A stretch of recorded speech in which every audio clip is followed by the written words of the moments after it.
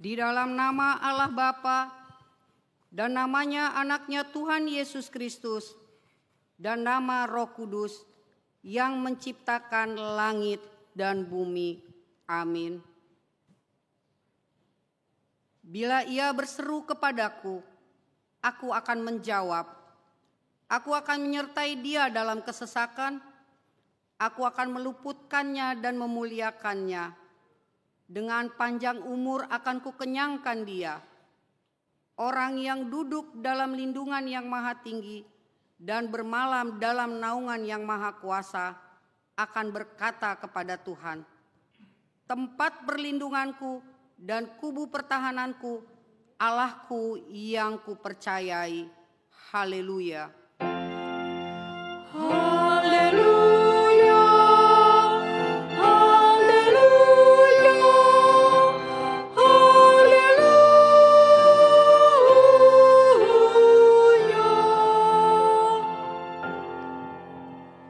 Marilah kita berdoa.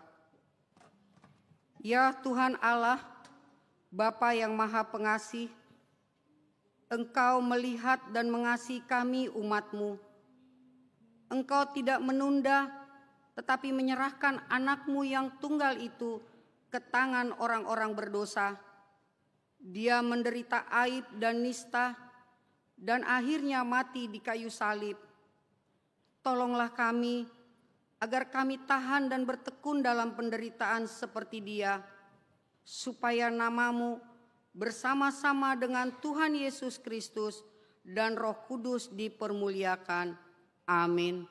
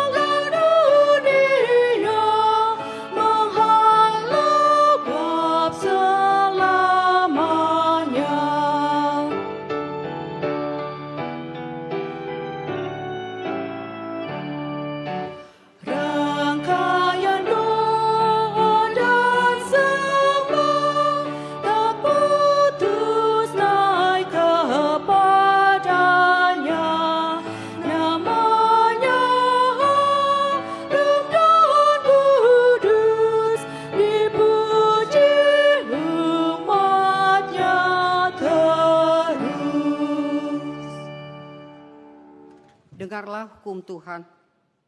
Titah ketiga, jangan menyebut nama Tuhan Allah dengan sembarangan, sebab Allah akan menghukum orang yang menyia-nyiakan namanya.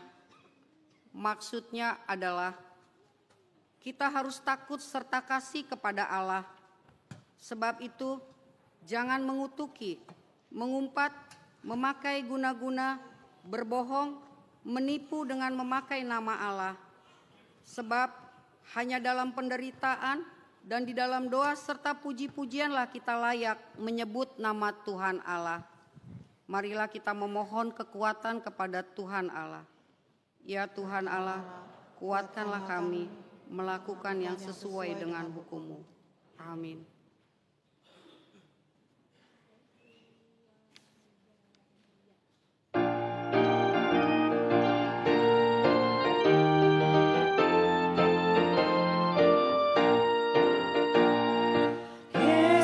Memanggil, mari segera dengar firman-Nya, hayatilah. Yesuslah datang menyelamatkan.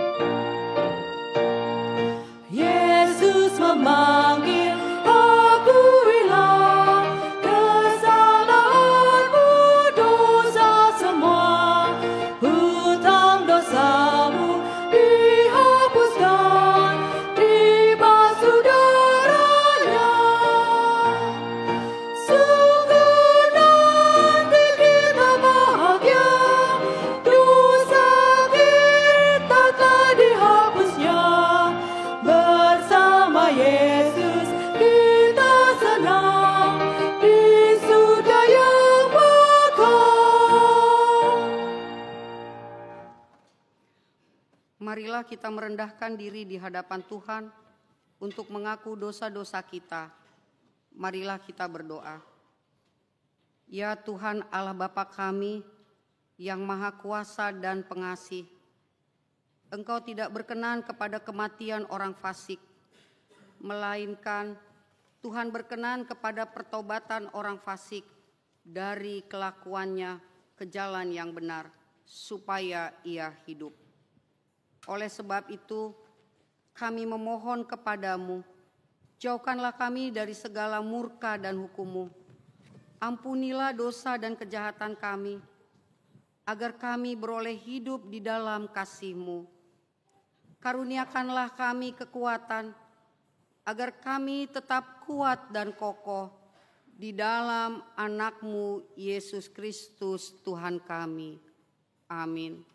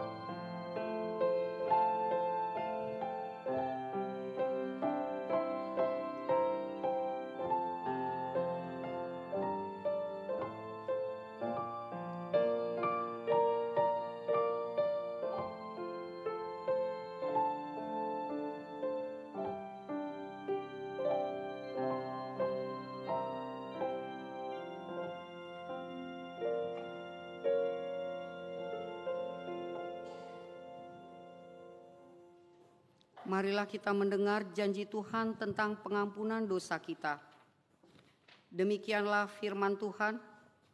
Janganlah takut, sebab aku telah menebus engkau. Aku telah memanggil engkau dengan namamu. Engkau ini kepunyaanku. Kemuliaan bagi Allah di tempat yang maha tinggi. Amin.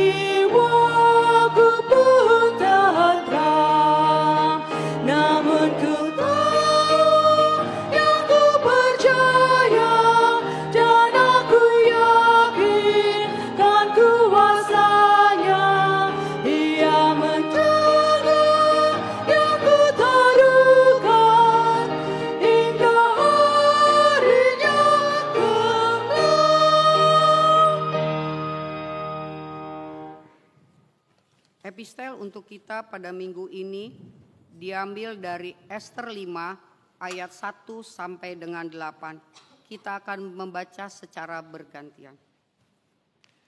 Ester menghadap raja. Pada hari yang ketiga, Ester mengenakan pakaian ratu, lalu berdirilah ia di pelataran dalam istana raja.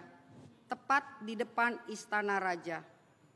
Raja bersemayam di atas tahta kerajaan di dalam istana, berhadapan dengan pintu istana itu. Ketika raja melihat Ester, sang ratu, berdiri di pelataran, berkenanlah raja kepadanya, sehingga raja menundurkan tongkat emas yang di tangannya ke arah Ester. Lalu mendekatlah Ester dan menyentuh ujung tongkat itu. Tanya raja kepadanya, "Apa maksudmu, hai Ratu Ester, dan apa keinginanmu? Sampai setengah kerajaan sekalipun akan diberikan kepadamu." Jawab Ester, "Jikalau baik pada pemandangan raja, datanglah kiranya raja dengan Haman pada hari ini ke perjamuan yang diadakan oleh hamba bagi raja." Maka titah raja, "Suruhlah Haman datang dengan segera, supaya kami memenuhi permintaan Ester." Lalu raja datang dengan Haman ke perjamuan yang diadakan oleh Ester. Sementara minum anggur, bertanyalah raja kepada Ester, "Apakah permintaanmu? Niscaya akan dikabulkan. Dan apakah keinginanmu? Sampai setengah kerajaan sekalipun akan dipenuhi." Maka jawab Ester, "Permintaan dan keinginan hamba ialah, Jikalau hamba mendapat kasih raja, dan jikalau baik pada pemandangan raja, mengabulkan permintaan, serta memenuhi keinginan hamba, datang pula laki raja-raja dengan Haman ke perjamuan yang akan hamba adakan bagi raja dan Haman. Maka besok akan hamba lakukan yang dikehendaki raja." berbahagialah orang yang mendengar firman Allah serta memeliharanya. Amin.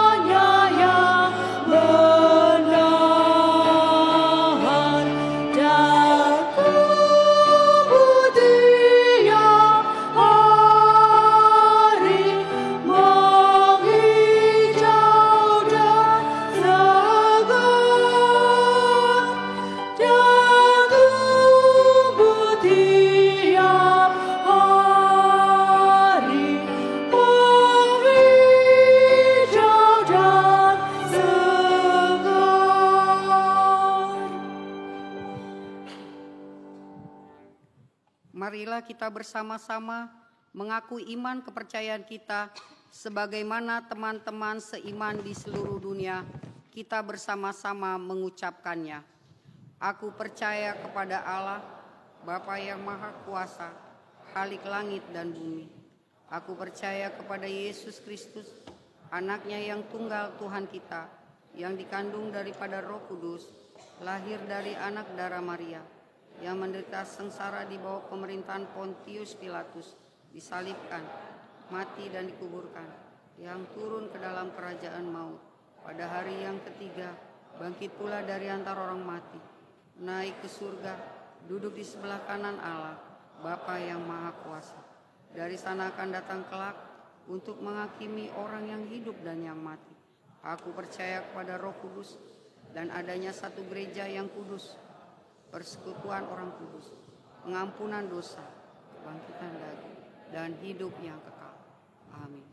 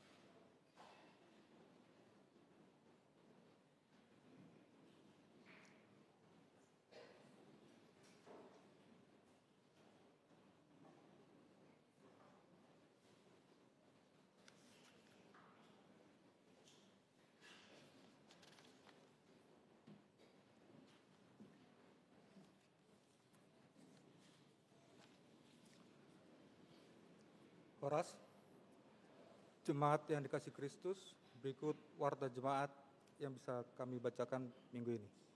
Warta jemaat, Minggu Info Covid tanggal 9 Maret 2025. Topik, iman timbul dari pendengaran.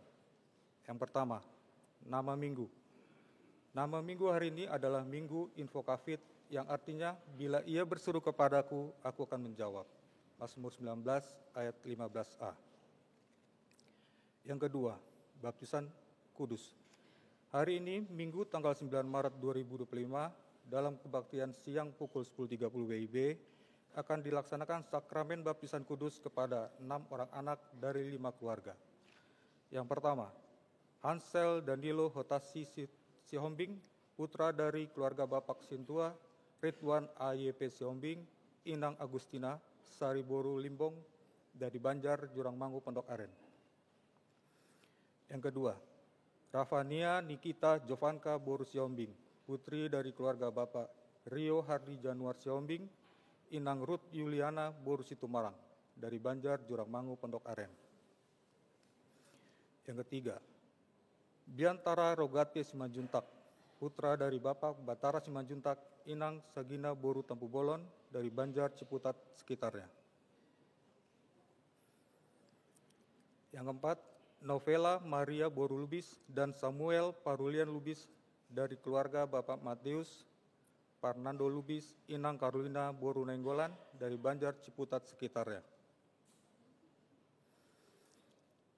Yang kelima, Marcel Fransdeo Sitorus, putra dari keluarga Bapak Frianto Sitorus, Inang Theodora Lestari Boru Sirait, dari Banjar, Bintaro Jaya. Ketiga, jemaat baru. Mulai hari ini, Minggu tanggal 9 Maret 2025, telah diterima menjadi anggota jemaat HKBP Resort Kebayoran Lama, yaitu keluarga Bapak Joshua Hotasi Marpaung, Inang Irene Agustina Boru Lumban Gaul, datang dari Gereja HKBP Maranatha Cilegon, Resort Serang, Distrik 21 Banten. Alamat Komplek Geria Jakarta Blok C, Pamulang. Masuk Banjar Ciputat sekitarnya, NPJ 2060. Selamat datang dan selamat beribadah di Gereja HKBP Kebayoran Lama. Tuhan Yesus memberkati. Yang keempat, kebaktian Banjar akan dilaksanakan pada hari Selasa tanggal 11 Maret 2025 di Banjar, A. Jurangmangu, Pondok Aren, di rumah keluarga Bapak HS Pandiangan, Inang NA Boru Sirait. B. Bungur Kosrat, di rumah keluarga Bapak L. Nadabdab, Inang TBH Boru Butar-Butar. C. Rempoa Ciputat, di rumah keluarga Nyonya FMAR Nainggolan Boru Sitompul. D. Tanah Kusir Selatan, di rumah keluarga Bapak Insinyur B. Gultom Inang DRA RR Panggabean. Yang kelima, sermon dan kunjungan kasih Punguan Inahana. Dilaksanakan pada hari Selasa tanggal 11 Maret 2025 pukul 11 WIB, bertempat di rumah keluarga Nyonya M. Tinambunan Boru Tobing, yang dipimpin oleh Pendeta Jeffrey Sitindaun MTH, alamat Komplek Cempaka Hijau Blok B 25 RT 2, RW 007, Kampung Utan, Cempaka Putih, Tangerang Selatan. Dimohon kepada Punguan Inahana untuk menghadiri sermon dan kunjungan kasih tersebut. Yang keenam, Konven Distrik 8 DKI Jakarta. Dilaksanakan pada hari Senin tanggal 10 Maret 2025 pukul 10 WIB sampai dengan selesai, yang diikuti oleh pelayan penuh waktu dan keluarga, pendeta pensiun dan keluarga, serta Ina Sarfat, bertempat di Gereja HKBP Ancol Ponorogo. Sebagai tuan rumah pelaksana konven ada 6 resort, yaitu yang pertama HKBP Kebayoran Lama, kedua HKBP Tebet, ketiga HKBP Menteng Lama, keempat HKBP Mampang Perapatan, 5 HKBP Cibubur, 6 HKBP Ancol Ponorogo. Ketujuh, kebersihan lingkungan gereja dan Sopo Praja. Dengan ini dimohon dan dihimbau kepada seluruh jemaat untuk bersama-sama menjaga kebersihan lingkungan gereja dan Sopo Praja dengan tidak membuang sampah sembarangan, bungkus makanan di laci bangku gereja, bekas tisu di kamar mandi, puntung rokok di dalam pot bunga atau di halaman gereja dan Sopo. Demikian himbauan ini disampaikan untuk diketahui bersama. Terima kasih. Ke-8, pesan Sinode Distrik. Kami akan membaca membacakan pesan Sinode Distrik yang telah dilaksanakan pada tanggal 3 dan 4 Maret 2025 yang lalu di Bogor.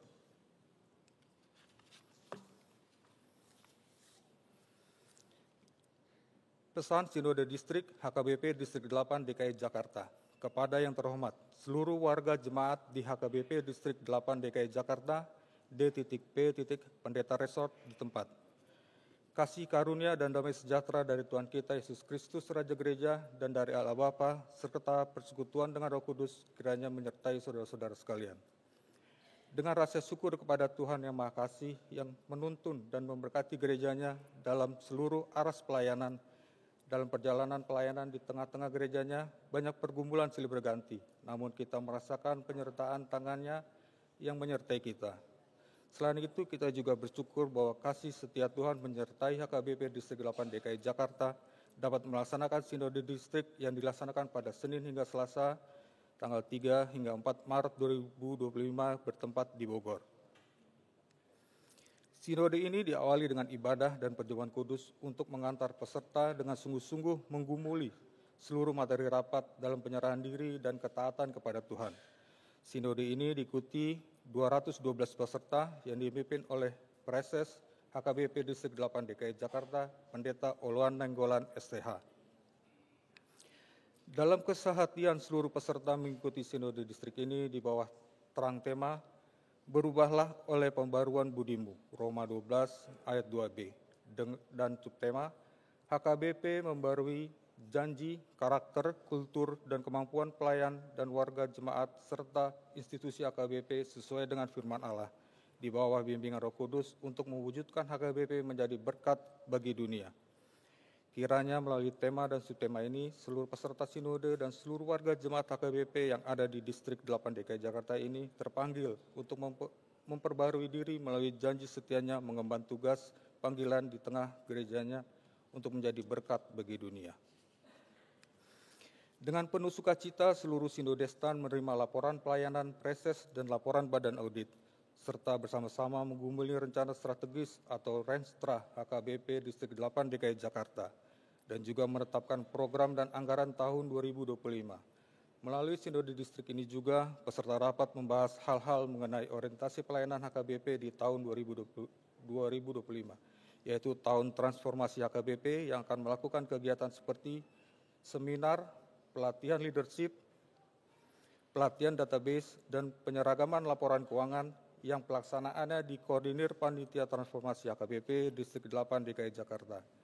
Selain itu, sinode ini juga menyerukan agar setiap huria dan resort proaktif dalam mensukseskan kegiatan ini sesuai dengan buku panduan tahun transformasi HKBP.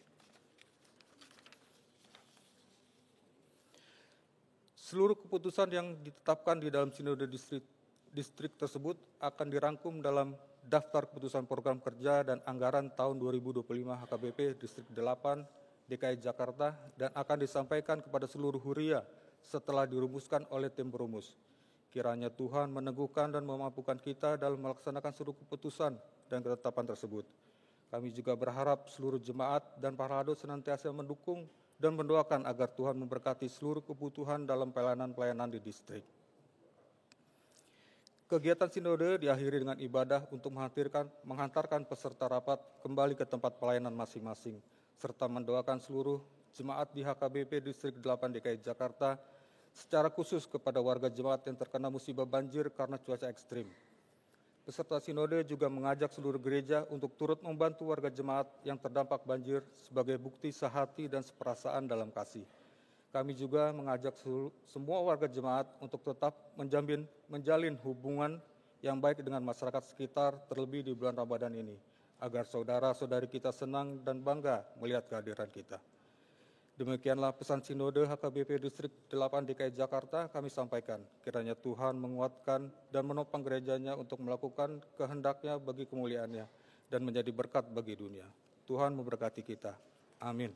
Jakarta, 4 Maret 2025, teriling salam dan doa atas nama seluruh peserta Sinode Distrik HKBP Distrik 8 DKI Jakarta, Preses Pendeta Oluan Nainggolan STH. Demikian warta jemaat yang kami dapat bacakan. Untuk warta jemaat yang tidak dibacakan bisa dilihat di QR Code yang sudah disediakan.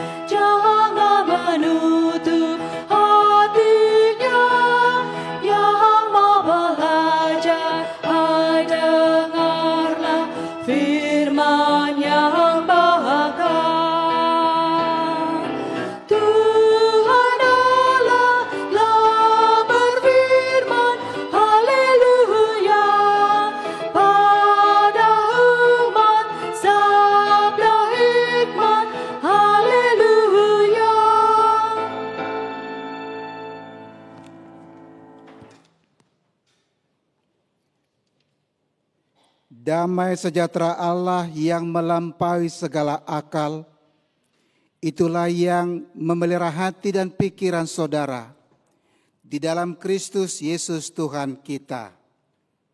Amin. Shalom. Saudara-saudara yang kasih Tuhan Yesus, mari kita mendengarkan sapaan firman Tuhan pada siang hari ini yang diambil dari surat Apostel Paulus, Rasul Paulus kepada jemaat Roma. Roma pasal 10 ayat 16 sampai dengan ayat 21. Saya akan bacakan untuk kita, demikianlah firman Tuhan. Ketidakpercayaan Israel. Tetapi tidak semua orang telah menerima kabar baik itu. Yesaya sendiri berkata, Tuhan, siapakah yang percaya kepada pemberitaan kami? Jadi iman timbul dari pendengaran, dan pendengaran oleh firman Kristus. Tetapi aku bertanya, adakah mereka tidak mendengarnya? Memang mereka telah mendengarnya. Suara mereka sampai ke seluruh dunia, dan perkataan mereka sampai ke ujung bumi. Tetapi aku bertanya, apakah Israel menanggapnya? Pertama-tama Musa berkata, aku menjadikan kamu cemburu terhadap orang-orang yang bukan umat, dan membangkitkan amarahmu terhadap bangsa yang bebal. Dan dengan berani Yesaya mengatakan, aku telah berkenan ditemui mereka yang tidak mencari aku. Aku telah menampakkan diri kepada mereka yang tidak menanyakan aku. Tetapi tentang Israel, ia berkata, sepanjang hari aku telah mengulurkan tanganku kepada bangsa yang tidak taat dan yang membantah. Demikian firman Tuhan. Saudara-saudara yang kekasih, mungkin semua kita mengenal tokoh yang sangat senior ini. Tokoh pelawak, tokoh komedian, tokoh Lenong Rumpi. 5 Maret kemarin dia berumur 83 tahun. Jadi ciri khasnya adalah dia selalu membawakan gaya orang budek. Kira-kira bisa kan? Ya. Tapi jangan bilang dia budek. Itu hanya, ya itu ciri khasnya. Itu stylenya. Ya, tokoh pelawak sendiri namanya Haji Bolot. Ya. Sebenarnya namanya bukan itu. Namanya itu Muhammad Sulaiman Harsono.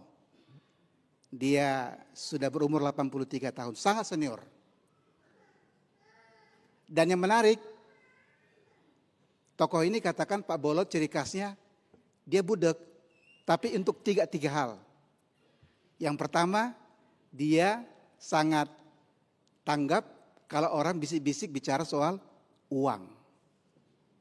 Jadi kalau ada cerita uang, lu ngomong apa? Bagi dong. Makan sendiri wae. Kalau orang ngomong duit, dia tahu itu. Jadi nggak tahu apa ada orang seperti itu ya. Katanya Bolot, budek, tapi kalau ngomong duit, waduh, tahu dia. Sinyalnya kencang itu. Ya. Bukan cuma 5G, udah 6G mungkin. Yang kedua, dia itu tanggap kalau bicara tentang cewek cantik. Wah, jadi kalau cewek cantik dia selalu agresif. Sebenarnya itu hanya peran saja ya. Namanya juga menghibur. Nah,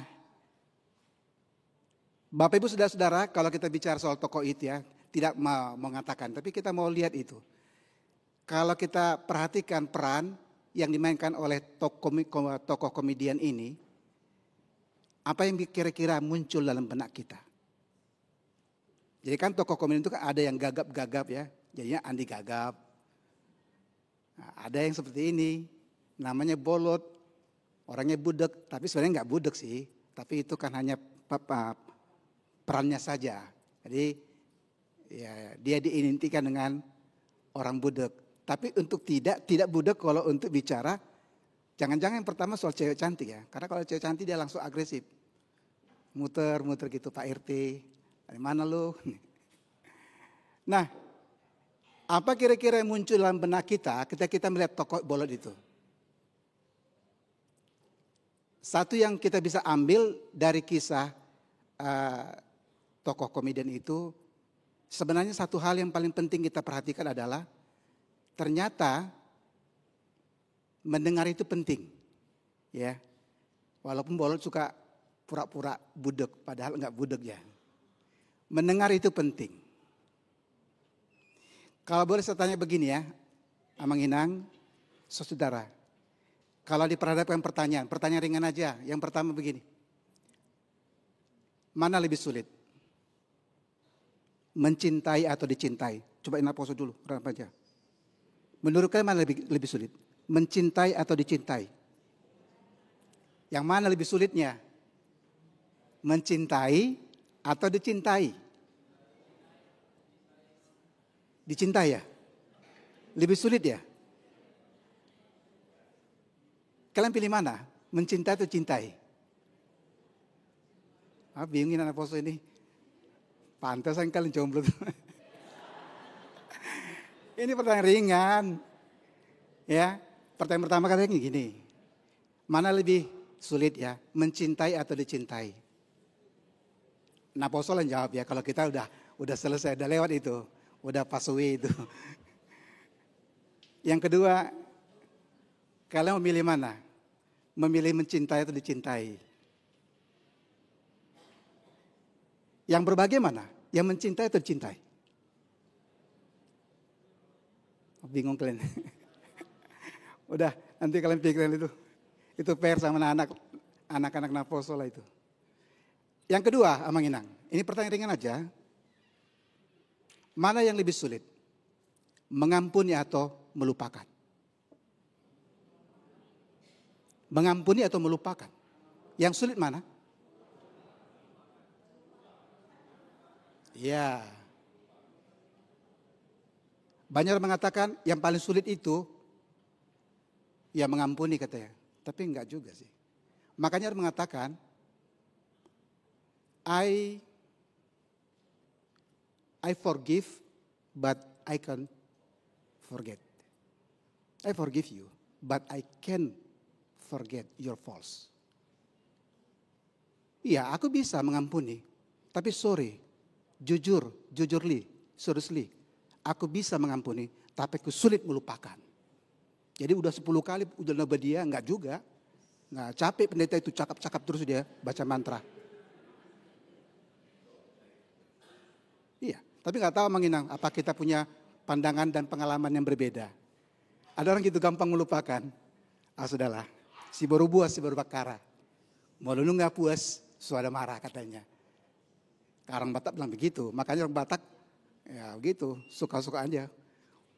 Pokoknya puaskan dulu di hatinya. Baru nanya, gimana? Loh, kamu marah ya? Kamu tersinggung ya? Iya. Oh gitu ya? Oh sorry lah, maaf ya. Enak aja minta maaf. Abang Inang, kalau dikatakan mana lebih sulit? Mengampuni atau memaafkan, mengampuni atau melupakan. Ternyata lebih sulit melupakan. Kita bisa mengampuni. Ya. Maka sering orang begitu. Katanya gimana? Udah beres, udah damai, udah dilupakan. Itu. Situ masalahnya. Suami istri juga gitu di rumah. Masalah 10 tahun, tiba-tiba diungkit lagi. Papa, tahun sekian, kamu begini-begini katanya. Udah 10 tahun diungkit lagi. Nggak penting kan? Nah, kita masuk ke nas ini. Mana lebih sulit? Bicara atau mendengar? Bicara atau mendengar? Mendengar lebih sulit, Amang Inang. Makanya tema kita hari ini mengatakan iman timbul dari pendengaran. Iman itu tidak melulu hanya timbul dari apa yang kita lihat, tapi apa yang kita dengarkan. Karena itu mendengar itu sangat penting. Mendengar sangat penting. Kalau orang kampung kami bilang gitu, di BG, ala yang ditangihon. Di BG hodo, di BG. Ditanya kodo, dah. Dia dengar, tapi dia nggak simak. Ya, di BG ala yang tangihon. Makanya ada juga ungkapan yang mengatakan, I hear, but I'm not listen. Dia dengar, tapi dia nggak perhatikan. Mudah-mudahan kita yang ibadah ini nggak begitu ya. Mau gitu, selesai ibadah, salam-salam di luar, baru cari makanan, nanti tanya lagi pulang ke rumah. Tadi korbannya apa? Nggak tahu, entah apa tadi. Nah ini persoalannya, didengar tapi nggak diperhatikan. Di BG do alai dang ditangihon. I hear but I'm not listen. Jadi kenapa mendengar itu lebih sulit daripada berbicara? Karena mendengar itu butuh konsentrasi. Nggak gampang ngamanginang. Kalau orang bilang, aduh jangan dong, jangan aku mandok kata. Aku nggak tahu bicara, aku nggak pandai bercakap. Enggak, yang sulit bukan itu, bukan bicara. Tapi mendengar dengan hati, dengan seksama, dengan apa sih yang ada dalam hatinya itu. Jadi mendengar itu nggak gampang ngamanginang. Jadi kita katakan pada hari ini kita harus belajar mendengar. Karena iman itu timbul dari pendengaran. Amanginang,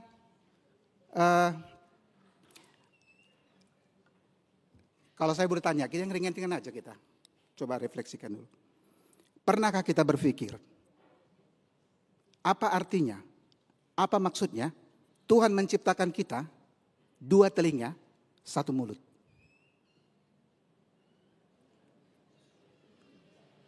Kira-kira apa itu? Kenapa Tuhan menciptakan kita 2 telinga? Tapi Tuhan ciptakan kita 1 mulut. Ya, sebenarnya itu maksudnya. Kalau kita perhatikan, Yakobus mengatakan,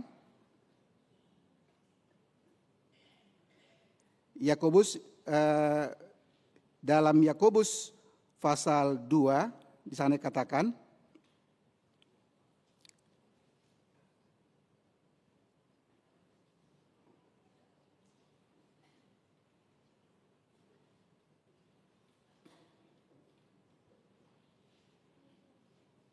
Yakobus pasal 1 ayat 19.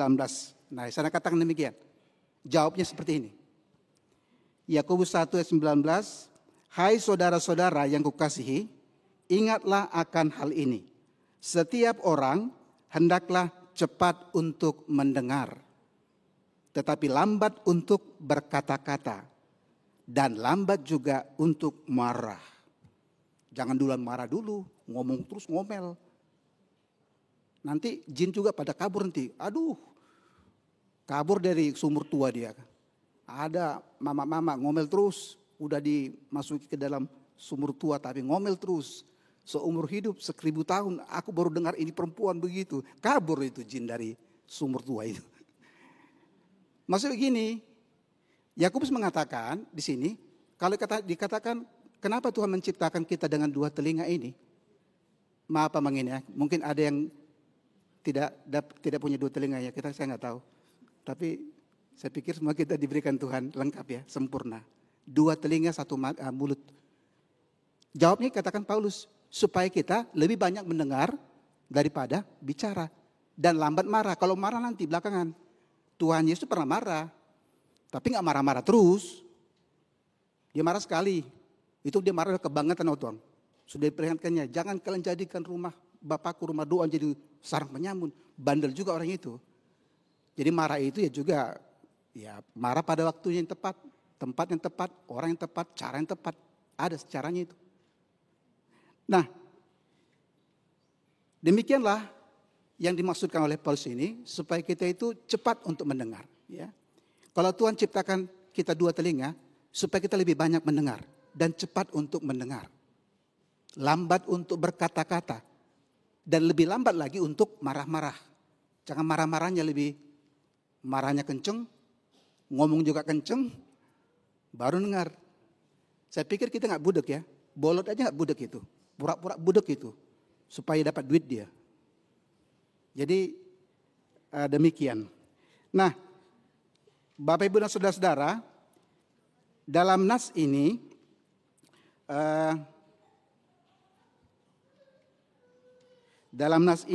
Paulus menyampaikan satu hal. Perikop khotbah kita mengatakan tentang ketidakpercayaan Israel. Ketidakpercayaan Israel. Kita bayangkan dalam pasal sebelumnya, Roma pasal 9 ayat 2 sampai 3, di sana Paulus mengungkapkan satu keprihatinannya, kekecewaannya. Tarhirim imana. Tarhirim imana. Karena bangsa Israel ini ternyata mereka tidak mau mendengarkan atau menerima firman Tuhan itu. Mereka menolak keselamatan daripada Tuhan. Kalau kita baca dalam Roma pasal 9 ayat di depan, pasal di depan, ayat 2 ayat 3, Paulus mengatakan demikian. Bahkan bahwa aku sangat berduka cita dan selalu bersedih hati. Bahkan aku mau terkutuk dan terpisah dari Kristus demi saudara-saudaraku, kaum sebangsaku secara jasmani. Jadi kalau kita baca dari Roma pasal 9 ayat 2-3 itu menggambarkan begitu besarnya rasa kekecewaan, kesedihan, keprihatinan dari Paulus. Karena dia memberitakan Injil tidak hanya kepada orang Yahudi, tapi kepada orang-orang non-Yahudi. Tetapi kenyataannya, mengapa Paulus sangat sedih, mengapa dia juga sangat prihatin, dia sangat kecewa, karena ternyata justru teman-teman sebangsanya, orang-orang Yahudi, orang-orang Israel yang mengaku sebagai umat Tuhan, bangsa Tuhan, justru mereka yang menolak keselamatan dari Tuhan. Itulah latar belakang nas ini. Dan di sini katakan tentang ketidakpercayaan Israel. Paulus menggambarkan awalnya dia merasa sangat terpukul ya. Kenapa saya berjuang mati-matian memberitakan firman kepada teman-teman sebangsa, orang-orang Israel, umat Allah ini, dan juga memberitakan Injil kepada bangsa-bangsa lain, bangsa-bangsa non-Yahudi, orang yang katakan orang kafir. Tapi kenapa justru orang Israel itu yang tidak percaya, yang menolak keselamatan Kristus itu. Justru bangsa-bangsa non-Yahudi yang percaya, jemaat itu tumbuh di luar daripada wilayah Israel. Inilah yang menjadi keprihatinan mendalam dari Paulus.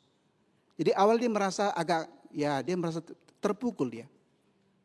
Buah nama bang sokon. HP halakodo bang sodo bang sona dibata. Bang sona dipilih dibata. Jalasian bangsa Israel do haroroni sipalua. Tapi kenapa justru orang Israel mereka tidak percaya, bahkan mereka menolak Kristus sebagai Mesias. Sementara Injil disebarkan, diterima, dan tumbuh di gereja-gereja yang lain, tempat-tempat lain. Kita bisa bayangkan namanya bagaimana rasa prihatinnya. Tetapi Paulus mengambil kesimpulan. Ternyata memang bangsa ini bukan hanya bangsa umat Allah, umat pilihan, bukan. Bangsa Israel memang bangsa yang tegar tengkuk, bangsa yang memberontak. Nah, dalam nas ini juga Paulus menggambarkan bagaimana kedegilan hati bangsa Israel. Ya, bagaimana juga kekerasan hati mereka. Bagaimana penolakan mereka terhadap keselamatan itu. Kalau kita perhatikan tadi dalam surat ini dia katakan, dia mengerti memang umat ini, ayat yang terakhir dikatakan tadi, tetapi tentang Israel ia berkata, sepanjang hari aku telah mengulurkan tanganku kepada bangsa yang tidak taat dan yang membantah ini.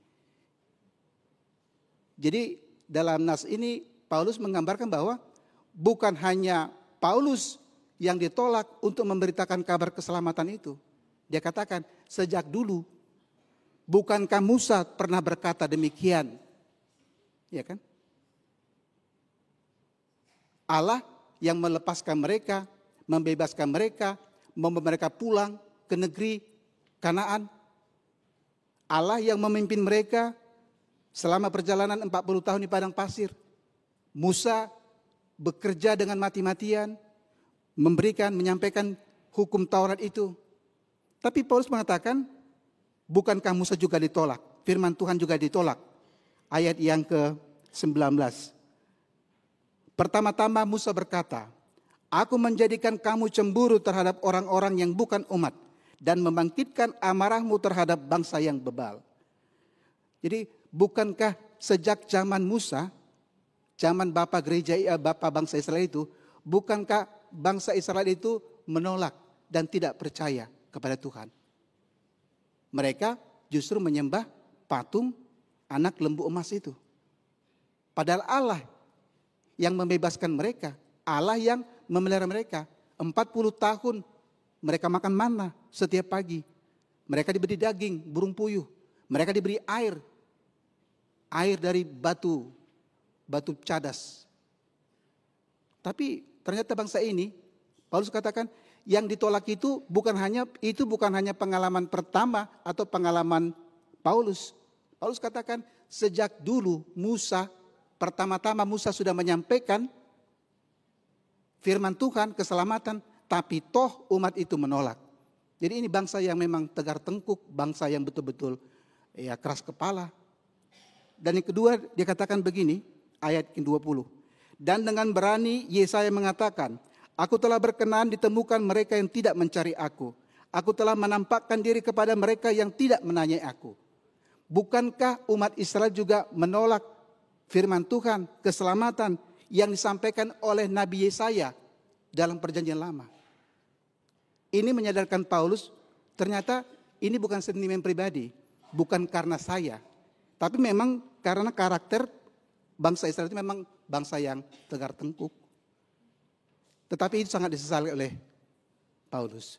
Bapak Ibu Saudara-saudara, apa yang dikatakan oleh Paulus ini tentang kekerasan hati, ketegaran hati bangsa Israel yang seringkali tidak percaya kepada Allah, yang menolak kabar keselamatan itu, yang menolak Yesus yang adalah Mesias yang dijanjikan Allah itu. Itu adalah sebuah fakta. Jadi kalau kita perhatikan, kita baca sejarahnya, sampai sekarang, sampai zaman Nuh, presentasi orang Yahudi, orang Israel yang percaya kepada Yesus Kristus itu sekian persen, minor. Ya. Jadi apa yang dikatakan oleh Paulus itu bukan hal yang baru. Sampai sekarang begitu. Dan itu yang menjadi keprihatinan Paulus. Kenapa? Bukankah keselamatan disampaikan Tuhan melalui bangsa Israel? Bukankah Mesias itu datang dari bangsa Israel? Dari keturunan Daud? Tapi kenapa justru yang pertama, kenapa jadi terbelakang? Jadi apa yang dikatakan Paulus itu adalah sebuah kenyataan. Sampai sekarang. Jadi kalau kita ke Israel, kalaupun kelihatan mereka baik-baik, itu hanya enggak lebih, enggak kurang, itu hanya as usual business. Itu hanya mereka mau jadi guide, tapi jangan tanya agamanya. Karena mereka tidak percaya pada Yesus. Mereka percaya duit. Itu. Jadi apa yang disampaikan Paulus itu sebuah gambaran. Dan itu sebuah fakta sampai hari ini. Nah, saudara, dalam nas ini, Paulus menekankan bahwa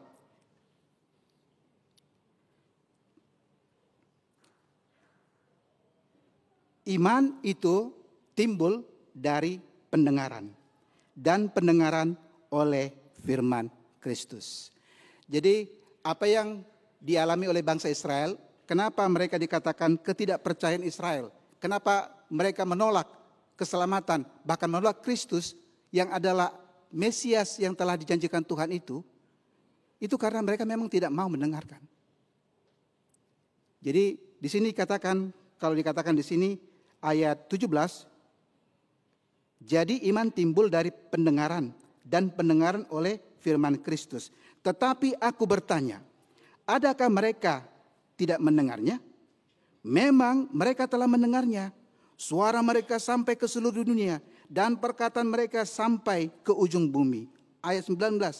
Tetapi aku bertanya, adakah Israel menanggapnya? Nah, jadi apa yang dikatakan oleh Paulus, bagaimana supaya iman kita itu bisa bertumbuh dan bisa berakar dan dia pada waktu akan berbuah? Caranya adalah kita harus mau dan harus rajin untuk mendengarkan firman Tuhan. Karena iman itu timbul dari pendengaran dan pendengaran akan firman Kristus. Inilah yang mau dikatakan oleh Paulus juga kepada kita hari ini. Pengalaman bangsa Israel itu sebuah peringatan bagi kita.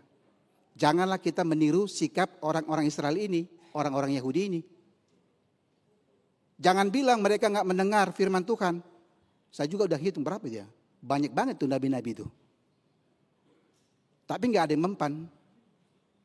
Bagi mereka itu masuk kiri, ada semuanya halak kan? Masuk kuping kiri, keluar kuping kanan. Tapi ada lebih parah lagi, masuk kiri, keluar kiri. Masuk kanan, keluar kanan. Padahal kan harusnya kalau dikatakan mendengar firman Tuhan, mau menanggapi firman Tuhan, mau memahami, mengerti firman Tuhan, dan mau mengimani, melakukan firman Tuhan itu, harusnya kan mendengar, ya ini kan Tuhan kasih dua telinga ini. Dengarkanlah firman Tuhan, suara Roh Kudus itu. Dengarkanlah firman Tuhan itu, masuk dari kuping kiri, masuk dari kuping kanan, lalu turun ke hati. Itu yang benar. Jadi Paulus mengatakan, mari kita belajar dari pengalaman orang Israel. Kalau mereka dihukum dan mereka tidak diselamatkan, itu bukan kesalahan Tuhan, memang mereka. Mereka tidak mau mendengarkan, mereka tidak mau percaya, mereka tidak mau mendengar, menerima. Jadi ada langkahnya di sini, bagaimana kita mendengarkan firman Tuhan, firman Kristus, lalu bagaimana kita mengertikan firman Kristus dengan cara menanggapi, meresponnya. Dan yang ketiga, bagaimana kita melakukan firman Tuhan itu. Jadi penting sekali, Amanginang, supaya iman kita bertumbuh, ya, bertumbuh, berakar, berbuah, iman kita semakin kuat. Caranya hanya satu. Tadi katakan sebab iman timbul dari pendengaran dan pendengaran oleh firman Kristus. Makanya kalau kita perhatikan setiap pembacaan epistel itu beragenda menutup kutipan dari Lukas 11 ayat 28. Berbahagialah orang yang mendengarkan firman Allah serta memeliharanya. Jadi kalau dikatakan siapakah orang yang berbahagia, orang yang selamat, orang yang mau mendengar firman Tuhan, mendengarkan firman Tuhan serta memeliharanya, menyimpannya di dalam hatinya. Alai anggosi Maria, boleh tenang? Alai anggosi Maria, di piup do hatai, jala di pahusur-usur, di bagasan rohana. Ya, jadi inilah yang dimasuk oleh Paulus, penting bagi kita. Kita sadar Manginang, kita sekarang hidup di tengah situasi, tengah kehidupan yang begitu banyak tantangan. Saya nggak tahu apa kita merasakan itu. Ini kan kadang kan, kalau saya bilang nggak baik-baik, tapi nanti orang bilang, amang itu sensi banget. Tapi menurut saya situasi ini berat. Bagaimana cara kita menghadapi situasi semakin sulit, semakin berat, semakin rumit? Memikirkan banjir kan udah pusing kita. Malah banjir teh, margogo maita. Ya, sabarlah. Semoga kita jauh dari apa ya? Asih roha, gurang kadang atau nagabe hona banjir. Banjir di mana-mana. Ya, ada lagi kejadian kebakaran gedung sekolah minggu di HKBP Kapuk Sawah. Resort Kebun Jeruk. Begitu banyak. Amanginang, kalau kita sadar bahwa dalam kondisi kita sekarang kita menghadapi banyak tantangan, banyak kesulitan, banyak pergumulan hidup ini. Lalu apa yang penting bagi kita menghadapi itu? Supaya kita tetap waras, tetap sehat, tetap semangat ini. Kalau orang nggak kuat bagaimana? Karena itu diperlukan iman. Jadi kita perlu memperkuat iman kita. Supaya dengan iman yang kuat itu kita bisa menghadapi begitu banyak tantangan, banyak kesulitan, banyak pergumulan hidup ini. Kalau kita nggak punya iman, bahaya. Iman itu adalah jangkar yang kuat. Jadi kalau kapal punya jangkar, turun jangkar, dia berlabuh, sandar. Kalaupun tiba-tiba ada angin kencang, dungi Roma udah putir, mengalatap mata kuju. Roma hebe-hebe, menodong, jabui, menghantam hidup kita. Tapi kalau kita punya jangkar iman yang kuat, kapal boleh oleng. Tapi iman itu tidak akan membuat kita hanyut. Dunia ini kan banyak gelombang ini. Banyak gelombang dalam hidup ini. Nah, bagaimana caranya di tengah situasi yang sulit ini kita punya jangkar iman, punya keyakinan. Iman nggak kelihatan, jangkar nggak pernah kelihatan, jangkar di bawah. Tapi jangkar itu akan menopang kapal itu supaya dia jangan hanyut atau dikombang-ambingkan. Dia akan tetap bertahan. Nah, bagaimana caranya supaya kita memiliki iman itu? Dikatakan di sini ya, mari kita semakin rajin, semakin rindu, semakin sering untuk mendengarkan firman Tuhan. Iman, ya, iman timbul dari pendengaran dan pendengaran oleh firman Kristus. Ope menginang, kalau dikatakan kita harus jadi orang yang apa ya, yang harus cepat mendengar ya, yang tanggap, yang responsif itu. Di dunia ini kan ada banyak suara ya. Banyak suara yang kita dengarkan. Sedangkan di angkasa juga ada suara-suara nggak jelas tuh, suara trompet atau suara sangkakala itu. Nah, di tengah kehidupan kita saat ini begitu banyak suara. Ya, pertanyaannya, dari antara suara-suara itu, suara apakah, suara siapakah yang lebih kita dengar? Banyak orang lebih dengar suara dunia ini, suara orang, suara apa ya? Kalau dengar khotbah males, tapi kalau dengar gosip, wah, makin gosok, makin sip. Buado ida, buado lai. Tohoro tutudun dah. Buado. Nomor 2 dapat ditanya, macam lah. Tuh rame itu gosok itu. Pendetanya tenang-tenang, makan tidur, gosok terus. Maksudnya begini, secara manusia memang seringkali kita akan menguji kepekaan daripada pendengaran kita. Apakah kita lebih sering, lebih condong mendengarkan suara-suara dunia ini, ataukah kita lebih mendengarkan suara Tuhan? Setiap hari kita akan diperhadapkan pada itu. Kita akan mendengarkan suara Tuhan, melakukan perintah Tuhan, atau kita mendengar suara dunia ini. Kalau kita mendengarkan suara dunia ini, maka kita akan,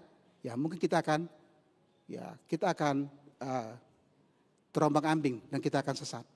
Jadi karena itu penting sekali, iman timbul dari pendengaran. Pendengaran akan firman Tuhan. Jadi mari kita menginang, semakin banyak, semakin rajin, semakin rindu untuk mendengarkan firman Tuhan. Karena itu akan membuat iman kita akan bertumbuh, ya, berakar, berbuah, kuat.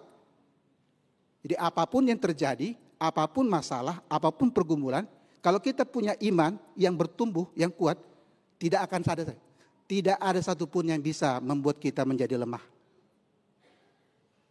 Nah, amanginang, itu yang dikatakan dalam firman Tuhan pada kita hari ini, pentingnya kita mendengarkan firman Tuhan dalam kehidupan kita.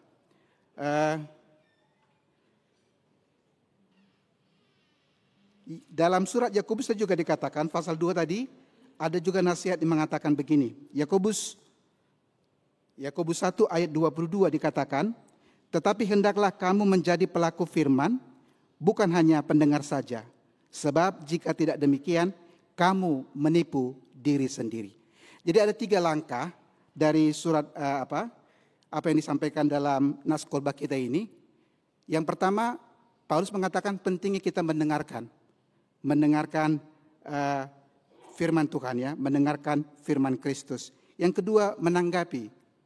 Apa tanggapan kita, apa respon kita? Ketika kita mendengarkan firman Tuhan, suara Tuhan, lalu bagaimana respon kita? Reaksi kita apa? Ini penting. Dan yang ketiga, bagaimana kita melakukan apa yang difirmankan oleh Tuhan. Karena itu tadi Yakobus mengatakan, mendengar itu nggak cukup.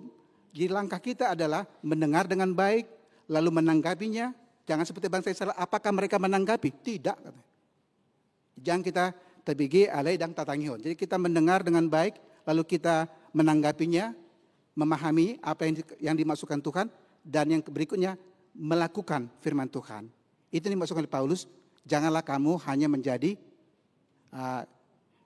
tadi dikatakan, tetapi hendaklah kamu menjadi pelaku firman dan bukan hanya pendengar saja. Jadi iman itu harus harus operasional. Iman itu harus bergerak. Iman itu harus berbuah. Jadi bagaimana caranya? Dikatakan tadi, berbahagialah orang yang mendengarkan firman Tuhan serta memeliharanya. Itu berarti firman itu tinggal, ya, tinggal dalam hatinya dan nampak dalam buah hidupnya. Itu orang yang benar-benar percaya, benar-benar beriman, dan orang yang berbahagia. Tapi kalau kita hanya mendengar tapi kita tidak melakukan, Yakobus katakan iman tanpa perbuatan adalah mati. Menginang, hari ini akan dilaksanakan acara baptisan untuk 6 orang anak, ya. 6 orang anak dari 5 keluarga. Kepada orang tua, anak-anak yang membaptis, ingatlah pesan firman Tuhan hari ini. Karena baptis sekali, ya, saya katakan. Baptis ulang itu dosa besar. Emang Tuhan kita beda, Tuhan kita sama. Jadi dogma kita mengatakan baptis ulang itu dosa besar, masuk neraka. Maksudnya begini, ini penekanan. Karena kan sekali bawa baptis anak, ya. Lalu apa pesan Tuhan kepada Amang dan Inang, orang tua daripada anak-anak yang akan baptis? Nah, pesan sangat sederhana. Ajarkanlah firman Tuhan itu. Perdengarkanlah firman Tuhan itu kepada anak-anak. Mulai dari kecil. Jadi jangan berpikir, nantilah tunggu besarlah dia. Tunggu pintar ngomong baru ku ajarin. Tidak. Mengajarkan firman Tuhan itu malah dikatakan bukan hanya ketika dia sudah lahir. Proses untuk sebenarnya banyak orang yang salah berpikir seolah-olah untuk merawat anak itu dimulai dari sejak dia lahir. Enggak. Sejak dari kandungan sendiri anak itu sudah harus dibiasakan. Jadi kalau ibu bapaknya sering bersama berdoa, bernyanyi, mengajar anak dalam kandungan itu anak dari kandungan sampai lahir, sampai dia besar, dia akan benar-benar menjadi anak yang percaya. Jadi ini tugas kita, menginangnya. Ajarkanlah firman Tuhan itu. Perdengarkan firman Tuhan itu kepada anak-anak kita. Jangan lupakan, tugas orang tua itu bukan hanya kasih makan, kasih minum. Nanti kalau udah gede kasih uang jajannya, kasih baju barunya, sepatunya, uang jajan. Enggak. Anak kita itu punya 2 kebutuhan. Ada kebutuhan yang sifatnya jasmani, ada kebutuhan yang rohani. Ada makanan jasmani, ada makanan rohani. Ada vitamin jasmani, ada vitamin rohani.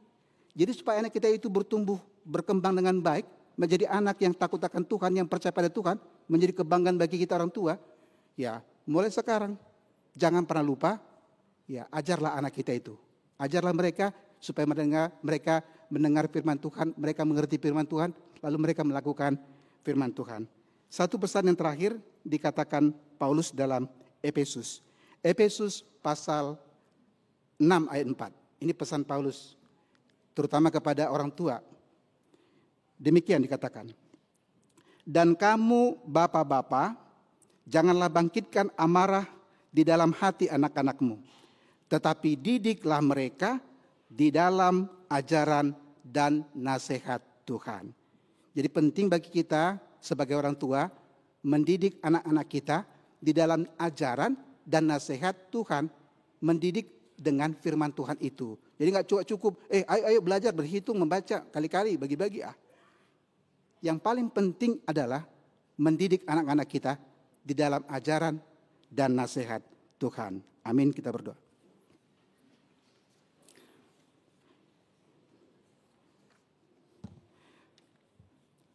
Tuhan, terima kasih kami telah mendengarkan sapaan firman-Mu pada siang hari ini yang mengajar kami Tuhan, supaya kami benar-benar menjadi orang-orang yang beriman. Ajar kami juga Tuhan, supaya iman kami bertumbuh, berakar dan berbuah. Sehingga kami rajin untuk mendengarkan firman-Mu. Karena firman Tuhan jadi kekuatan dan kehidupan dan keselamatan bagi kami semua. Dan dengan iman yang kuat Tuhan, kami dapat mengalahkan banyak tantangan, kesulitan dan pergumulan dalam kehidupan kami masing-masing. Tuhan berkatilah firman yang telah kami dengarkan pada hari ini. Ya Bapa, pada saat ini kami berdoa Tuhan untuk anak-anak yang Tuhan titipkan bagi keluarga lepas keluarga yang akan menerima baptisan kudus pada hari ini. Tuhan, berikan kekuatan, berikan hikmat kepada masing-masing orang tua supaya mereka tidak pernah lupa untuk mengajarkan firman-Mu, memperdengarkan firman-Mu kepada anak-anak mereka, sehingga anak-anak mereka Tuhan menjadi anak-anak yang baik, anak-anak yang takut akan Tuhan, anak-anak yang mau selalu mendengar, memahami dan melakukan apa yang Tuhan perintahkan. Tuhan berkati Tuhan anak-anak yang akan dibaptis. Biarlah Tuhan Engkau selalu menjaga mereka. Engkau berkati tumbuh kembang mereka sehingga mereka menjadi anak yang berguna dan menjadi anak kebanggaan bagi keluarga. Bapa, kami berdoa secara khusus juga untuk banyak kegiatan-kegiatan pelayanan tengah-tengah gereja kami sepanjang minggu ini. Tuhan berkati semuanya supaya semua program pelayanan di tengah-tengah gereja-Mu berjalan dengan baik, penuh dengan sukacita dan damai sejahtera. Tuhan, kami juga berdoa secara khusus untuk saudara-saudara kami, jemaat-Mu Tuhan, yang dalam keadaan sakit, yang dalam perawatan di rumah sakit. Kami berdoa Tuhan untuk Inang Nyonya Sintua Desi Manjuntak Boru Silalahi, yang saat ini dirawat di rumah sakit Fatmawati. Kami juga berdoa Tuhan untuk Amang Asagala, yang dirawat di rumah sakit Sudirman. Tuhan, Engkau yang melihat dan Engkau yang mengetahui keadaan saudara-saudara kami, Amang Inang yang sedang dirawat di rumah sakit. Kami percaya Tuhan adalah sumber kesembuhan. Tuhan adalah tabib di atas segala tabib, dokter di atas segala dokter. Dan Tuhan mampu melakukan segala mujizat perkara. Karena Tuhan kami serahkan saudara-saudara kami yang dalam perawatan di rumah sakit, kiranya Tuhan yang melawat, Tuhan yang menjamah tubuh mereka, Tuhan yang memberkati semua tangan dokter dan juga obat-obatan, alat-alat medis, sehingga saudara-saudara kami Tuhan dapat segera pulih dan kembali bersama keluarga di rumah. Ya Tuhan, kami juga berdoa untuk saudara-saudara kami Tuhan yang saat ini juga masih dalam perawatan dan pemulihan di rumah masing-masing. Kami berdoa Tuhan untuk Inang Nyonya Sintua Yos Simajuntak. Kami juga berdoa untuk Amang M. Sopian Sitanggang, Inang Lince Tambunan Bornenggolan, Amang Saur Simajuntak, Nyonya Leni Pakpahan Boru Gultum, Amang Sintua Mulatua Pardede, Inang Nyonya Hutahayan Boru Siagian, Inang Nyonya Sintua Wedadabdab Boru Pasaribu, Nyonya Tesiagian Boru Siahan, Nyonya Saur Butar-Butar Boru Sirait, Nyonya Esi Majuntak Boru Sibarani, Amang Eha Pasaribu, Nyonya Novianti Simbolon Boru Siahan, Nyonya Hutahayan Boru Siagian, Amang Manarsar Barimbing, Amang Sintua MH Siombing, Amang Sintua GP Manihuruk, dan juga Inang Nyonya Sintua GP Manihuruk Boru Sagala, Amang Iwan Tampu Bolon, dan juga Amang Ridwan Irianto Situmorang. Ya Tuhan, kami serahkan semua saudara-saudara kami yang masih dalam proses pemulihan di rumah masing-masing, yang boleh kami sebutkan atau yang belum dapat kami sebutkan, tapi kami percaya Tuhan Maha Tahu dan Tuhan melihat. Ya Tuhan, kasihanilah mereka, berikan kekuatan, berikan kesembuhan, sehingga mereka dapat kembali pulih. Kami juga berdoa untuk tiap-tiap jemaat-Mu Tuhan yang merayakan hari ulang tahun kelahirannya masing-masing. Terima kasih Bapa, jikalau Tuhan masih memberikan umur panjang kepada saudara-saudara kami yang merayakan ulang tahun dalam 1 minggu ini. Kami berdoa Tuhan, jikalau Tuhan menambahkan umur yang panjang, biar juga Tuhan tambahkan kesehatan, tambahkan berkat-berkat yang berlimpah, tambahkan sukacita dan damai sejahtera dalam kehidupannya. Kami juga berdoa untuk saudara kami yang bersukacita merayakan ulang tahun perkawinan mereka masing-masing. Kami bersyukur Tuhan telah memberkati perjalanan rumah tangga mereka. Dan kami memohon kiranya Tuhan juga senantiasa menyertai perjalanan rumah tangga mereka sampai pada waktunya mereka. Ya Tuhan, Engkau tahu Tuhan begitu banyak doa dan juga harapan-harapan daripada tiap-tiap keluarga yang telah Tuhan berkati. Kiranya Tuhan mendengar dan Tuhan menjawab semua doa dan kerinduan mereka. Bapa di surga, kami juga berdoa Tuhan secara khusus untuk keselamatan bangsa dan negara kami. Secara khusus juga Tuhan kami berdoa untuk saudara kami Tuhan yang saat ini banyak yang menderita karena menjadi korban musibah banjir di berbagai tempat. Ya Tuhan, Engkaulah yang memberikan kekuatan kepada saudara-saudara kami supaya mereka dapat tabah menghadapi musibah banjir ini. Tuhan menolong dan Tuhan pakai kami juga untuk mengulurkan tangan untuk meringankan beban mereka. Ya Bapak, kami juga berdoa untuk keselamatan bangsa dan negara kami. Kami juga berdoa untuk para pemimpin kami sehingga negeri kami Tuhan semakin baik dan senantiasa dalam lindungan tangan Tuhan. Tuhan, sebentar kami akan kembali pulang ke rumah kami, kiranya Tuhan menyertai kami. Terima kasih Bapa, terpuji Engkau dalam Kristus Yesus. Amin.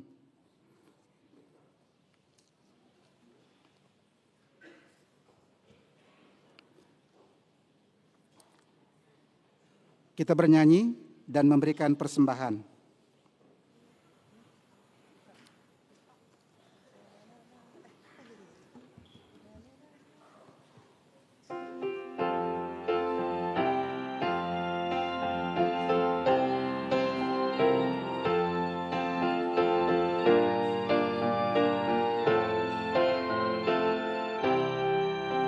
Siapa yang berpegang pada sabda Tuhan?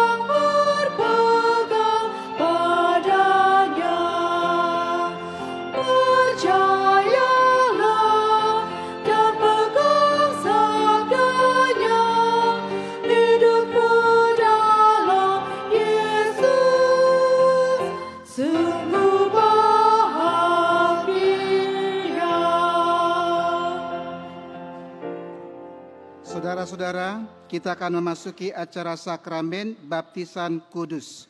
Mari kita memuji Tuhan dari BN HKBP 146 ayat 1 dan 6. Nanti kami minta orang tua berdiri tempat.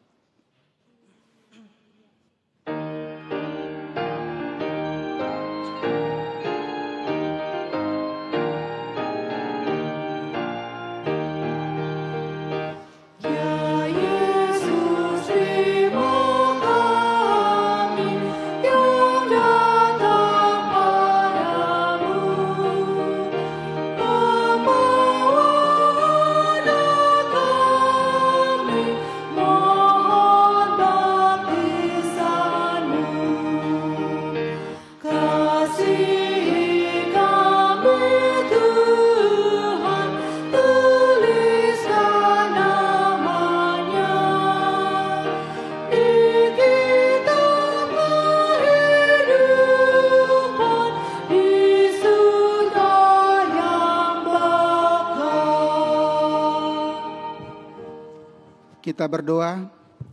Ya Allah, Bapa kami yang di sorga, kami datang membawa anak-anak ini kepadamu. Kasihanilah dan terimalah mereka menjadi anak-anak-Mu. Berkati dan kuatkanlah mereka di dalam perjalanannya menuju kehidupan yang kekal, di dalam nama Tuhan Yesus Kristus. Amin. Saudara-saudara, orang tua dari anak-anak yang akan dibaptiskan hari ini, dengarkanlah firman Tuhan Yesus. Pergilah, jadikanlah semua bangsa muridku, dan baptislah mereka di dalam nama Bapa dan Anak dan Roh Kudus. Dan ajarlah mereka melakukan segala sesuatu yang telah kuperintahkan kepadamu. Dan ketahuilah, aku menyertai kamu senantiasa sampai kepada akhir zaman. Siapa yang percaya dan dibaptis akan diselamatkan, tetapi siapa yang tidak percaya akan dihukum. Dengarkanlah juga firman Tuhan Yesus seperti yang tertulis dalam Injil Markus.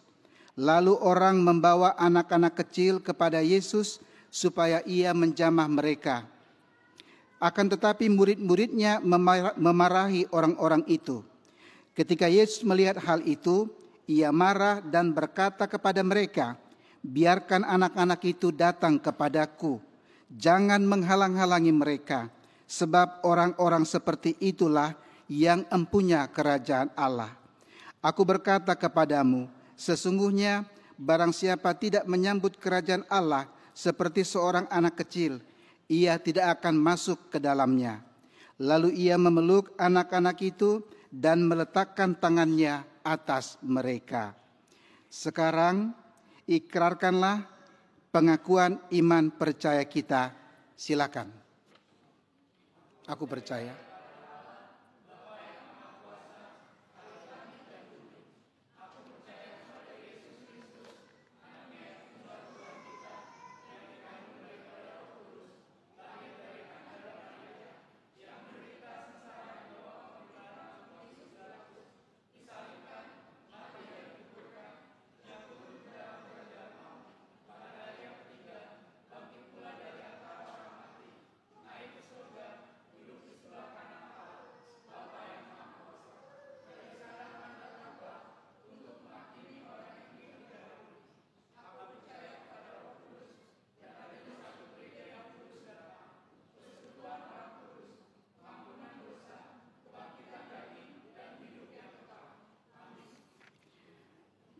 Sekarang jawablah pertanyaan-pertanyaan ini.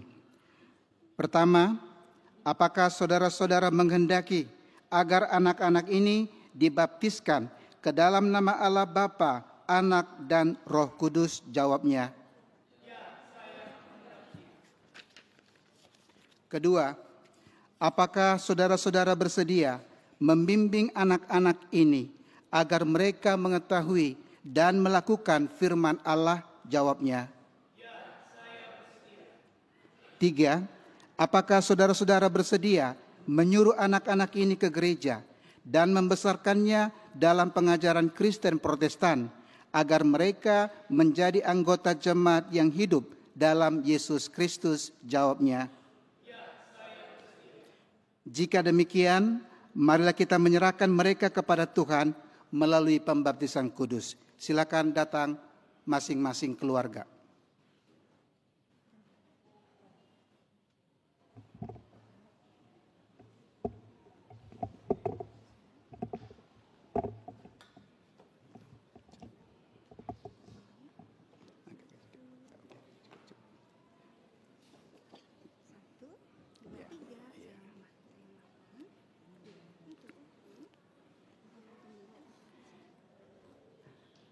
Hansen Danilo Hotasi Sihombing. Aku membaptis engkau di dalam nama Allah Bapa dan di dalam nama anaknya Tuhan Yesus Kristus dan di dalam nama Roh Kudus. Amin.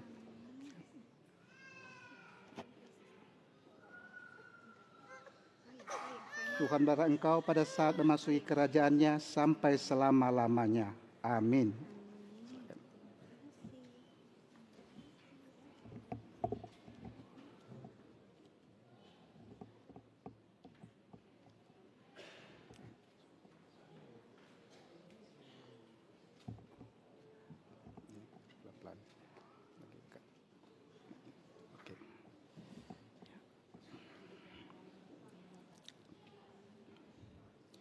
Ravania Nikita Jovanka Sihombing.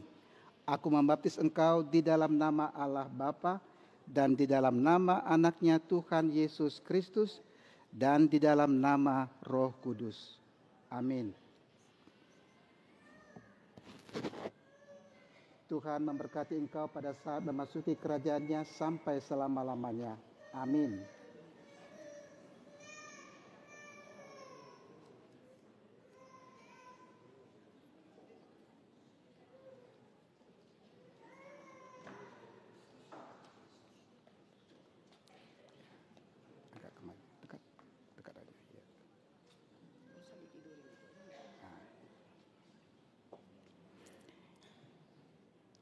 Biantara Rogate Simanjuntak. Aku membaptis engkau di dalam nama Allah Bapa dan di dalam nama anaknya Tuhan Yesus Kristus dan di dalam nama Roh Kudus. Amin. Tuhan memelihara engkau pada saat memasuki kerajaannya sampai selama-lamanya. Amin.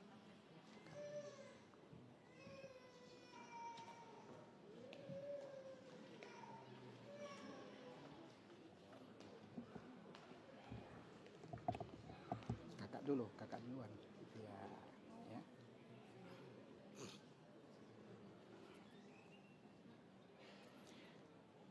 Novela Maria Lubis. Aku membaptis engkau di dalam nama Allah Bapa dan di dalam nama anaknya Tuhan Yesus Kristus dan di dalam nama Roh Kudus. Amin. Tuhan memelihara engkau pada saat memasuki kerajaannya sampai selama-lamanya. Amin.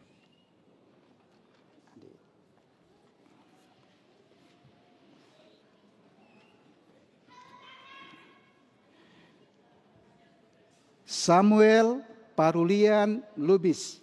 Aku membaptis engkau di dalam nama Allah Bapa dan di dalam nama anaknya Tuhan Yesus Kristus dan di dalam nama Roh Kudus.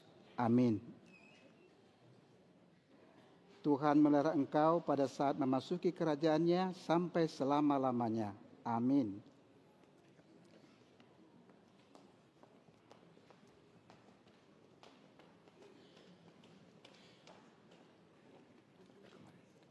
Geser, Mang. Ya, maju. Dekat aja. Ya. Aja. Marcel Franz Deo Sitorus.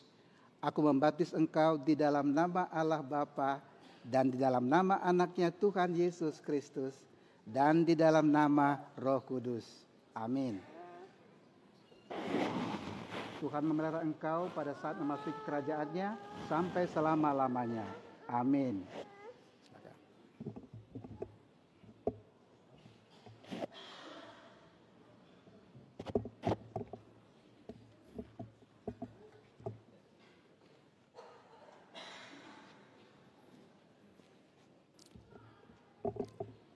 Kami mengundang orang tua yang sudah baptis untuk bangkit berdiri. Mari kita berdoa. Ya Tuhan Allah Bapa kami dalam Yesus Kristus Tuhan kami telah menyerahkan anak-anak ini kepadamu, dan Engkau telah menerima mereka menjadi anak-anak-Mu melalui baptisan kudus ini, agar mereka menjadi warga jemaat Kristen di dunia ini dan menjadi pewaris kehidupan kekal. Curahkanlah kasih-Mu kepada orang tua mereka, kuatkanlah mereka mendidik anak-anak ini supaya hidup sesuai dengan kehendak-Mu, agar mereka bersama-sama mewarisi hidup yang kekal. Amin. Mari kita bangkit berdiri dan kita bernyanyi buku ND nomor 6 ayat 2.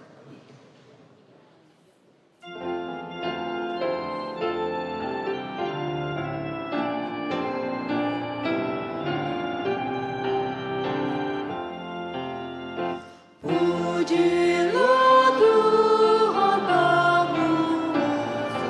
penguasa alam semesta, yang melindungimu di bawah naungan sayapnya.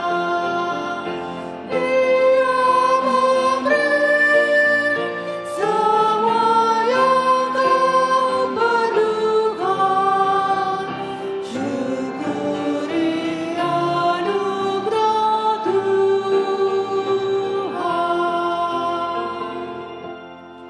Marilah kita berdoa untuk menyerahkan persembahan kita kepada Tuhan.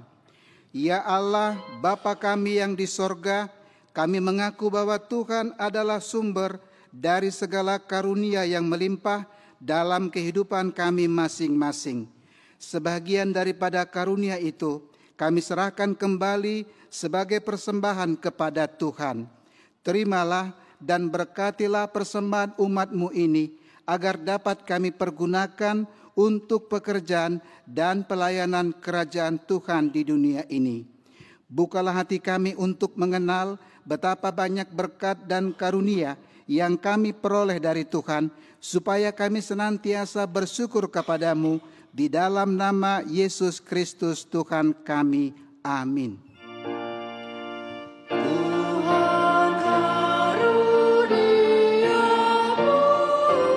roh dan jiwaku semua,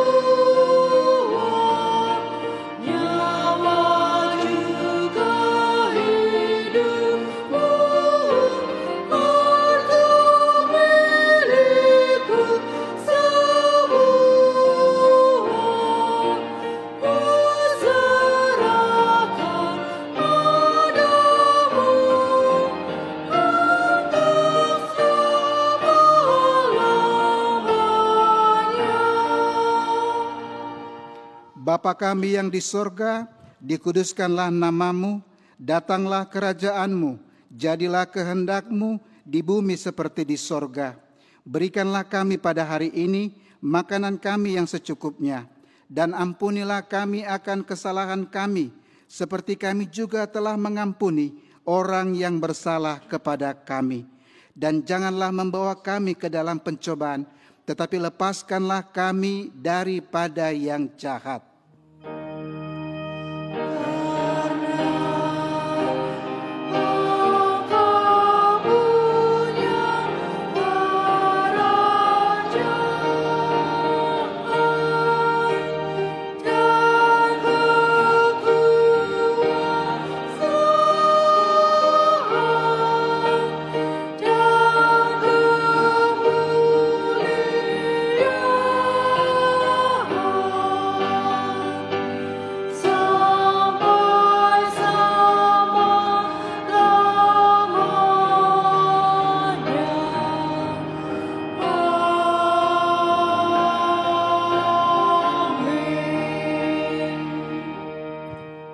Pulanglah dengan sejahtera dan terimalah berkat Tuhan.